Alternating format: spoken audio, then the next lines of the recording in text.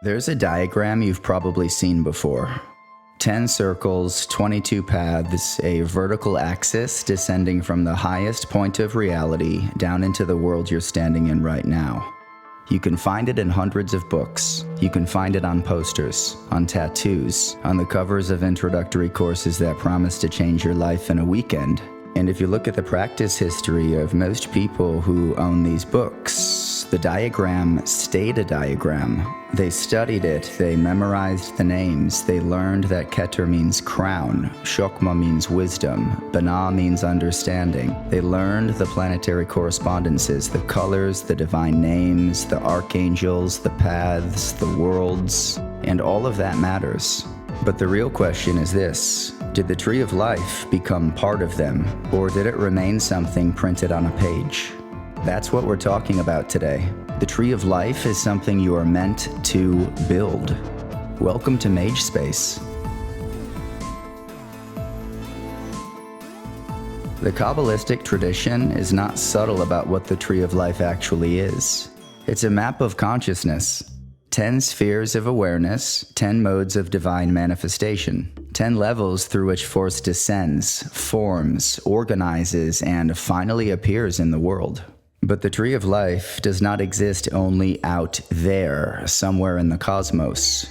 It is layered through you right now, and it is layered through you in what the tradition calls the 4 worlds: Atziluth, Bria, Yetzirah, Asiya. Atziluth is the archetypical world, the world of divine fire, pure emanation, the level before form, before image, before psychological content. Bria is the creative world, the world of higher intelligence, the level where divine force begins to take shape of idea, intention, and spiritual pattern. Yetzirah is the formative world, the world of image, movement, vibration, and subtle formation, the world where forces become patterns. And Asiya is the world of action, the dense world, the physical world, the world of body, the world you're sitting in right now. Viewing Qabbalah as philosophical categories can be useful. It gives you a map. It gives you a symbolic vocabulary. It teaches you how the tradition organizes reality. But there's a difference between reading a map of a country and actually living there. This is the difference between studying the Tree of Life and ritually building the Tree of Life into the subtle body. The serious tradition asks something much more demanding than intellectual understanding. It asks the mage to embody the map as practice. In the body of light current I teach, each Sephirah is given a position, a function, a ritual operation, a way of being contacted, charged, stabilized, and integrated into the body of the practitioner. Take Hod. Hod is the sphere of Mercury, the sphere of ordered intelligence, language, symbols, analysis, ritual precision, the organizing power of the mind. A beginner reads about Hod and says, Hod corresponds to Mercury. That is true. A student of Kabbalah reads further and says, Hod is on the pillar of severity, beneath Geburah, opposite Netzach. Also true. But the ritual practitioner has to go further. The practitioner has to take Hod out of the diagram and bring it into the field. In the body of light sequence, the ritual asks you to enter the position of Hod, to fill that station, to charge it, to vibrate the divine name, to allow the quality of ordered mercurial intelligence to land in the actual field of consciousness. This is trained imagination functioning as magical instrument. There's a difference. Fantasy drifts. Magical imagination is directed. Fantasy enters the mind. Magical imagination organizes the subtle body. Fantasy is passive. Ritual imagination is technical. When Hod is worked correctly, you're building a condition. The mind sharpens. The inner noise begins to organize. The thought process becomes cleaner. The field becomes more precise. This is an observable shift in consciousness produced by a specific ritual operation. And that's only one sphere, in one world. Here's what the full practice actually involves. 10 spheres, 4 worlds, 40 distinct operations, 40 deliberate ritual placements of consciousness, sphere by sphere, world by world, Malkut and Asiya, the kingdom and the world of action, the earth body grounded in physical reality, Yesod and Asiya, the lunar foundation of the vital field, Hod and Asiya, mercurial intelligence woven into the physical structure, Netzach and Asiya, Venusian force, desire, beauty, and emotional magnetism brought into the body. Tiperet and Asiya, the solar center awakened in the field of action. And then you go deeper. Malkut and Yetzirah, the kingdom in the formative world, the physical foundation translated into the subtle, imaginal, energetic field. Malkut and Bria, the kingdom in the creative world, the physical base understood at the level of higher mind and spiritual pattern. Malkut and Atziluth, the kingdom in the archetypical fire, the densest point of manifestation touched at the level of divine emanation. And that's only Malkut, then Yesod, then Hod, then Netzach, then Tiperet, then Geburah, then Hesed, then Binah, then Shokmah, then Keter. 10 spheres, 4 worlds, 40 rituals. Each one develops a different aspect of the operator. Each one lands a specific quality of consciousness into a specific layer of being.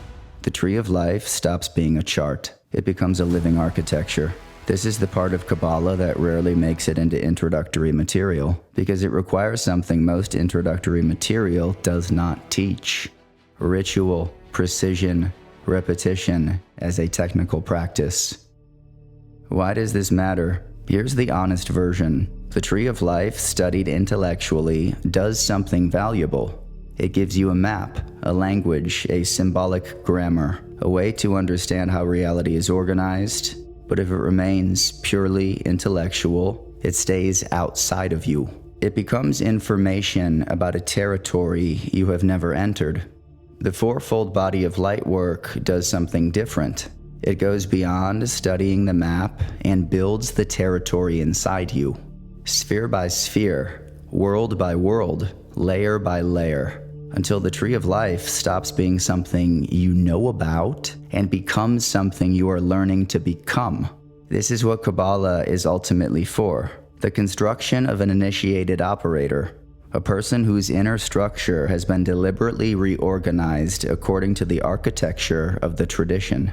Hod, cultivated through practice, trains ordered thought.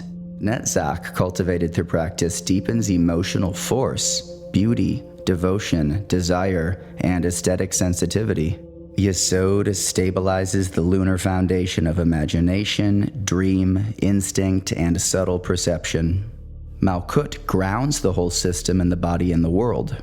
Tiperet at the center becomes the solar point of integration, the place where the scattered fragments of the personality begin to organize around a deeper center. The point many practitioners experience as the first real approach toward the higher genius. These are not merely states you visit once and then forget. They become trained structures in the subtle body of the practitioner. They become patterns, capabilities, stations of consciousness that can be returned to, strengthened, clarified, and integrated through repeated work. That is the difference between reading about the tree and building the tree. One gives you information, the other changes the operator. This is also why the work cannot be rushed. You don't build the Tree of Life in the subtle body by watching one lecture and having an interesting thought. You build it by repetition, by returning to the same station again and again, by letting the visualization become stable, by letting the vibration become embodied, by letting the quality of the Sephirah become recognizable in the body, the mind, the emotions, and the field of practice. This is why the old systems were graded, because the operator has to be built in order. The foundation matters, the order matters, the body matters, the subtle field matters, the sequence matters. A person who jumps straight into advanced magical operations without building the inner structure may still have experiences, but experiences are not the same as integration. A vision is not the same as transformation. A powerful ritual is not the same as a stable vessel. The fourfold body of light work is about building the vessel. It's about taking the Kabbalistic map and installing it into the field of the mage through practice. This is why I often say the Tree of Life is not just a diagram. The diagram is the instruction manual. The work is to step inside it. This is one reason why the story of Damien Eccles resonates with so many modern practitioners. He spent years on death row under conditions where most people would have had every outer order support stripped away. No temple, no perfect circumstances, no ideal magical environment. What he had was the inner temple: repetition, visualization, prayer, vibration, ritual, the disciplined use of consciousness under pressure. And whether someone follows his exact methods or not, the larger lesson is important. The work doesn't become real because you own the right books. The work becomes real because you do it consistently, precisely, in the space you actually have. The inner temple isn't a metaphor when it becomes the only temple available. And that is exactly what the body of light practice is designed to develop. The actual tree, living, operating, stabilized inside the practitioner through repeated ritual work. This is the reason I built the Mage Space Golden Dawn Magic course the way I did. The course is built as a sequence, a ritual path, beginning with the foundation, the fourfold breath, the Kabbalistic cross, lesser banishing ritual of the pentagram, middle pillar, neophyte practice, then earth, then air, then water, then fire, then portal. And inside that structure is the systematic body of light work, the Tree of Life in Asya, the Tree of Life in Yetzirah, the Tree of Life in Bria, the Tree of Life in Atziluth, and finally the fourfold synthesis of the body of light. A major portion of the course is devoted to this work because it is one of the most important things this system is trying to build. The operator is gradually reorganized by the rituals. That is the real training. The Mage Space Golden Dawn Magic course contains over 100 guided lessons, individual ritual instruction, daily grade formulas, Kabbalistic body work, elemental practice, planetary ritual, and the gradual construction of the body of light. The point is to understand what you are doing and build it in the correct order. The complete system is linked below, and if you're not ready to enter the full course yet, the free LBRP training is also linked below. That ritual is the operational foundation of everything that comes later. The map has been here for centuries. The question is whether you are ready to step inside it. Thank you for watching. I'll see you in the next one.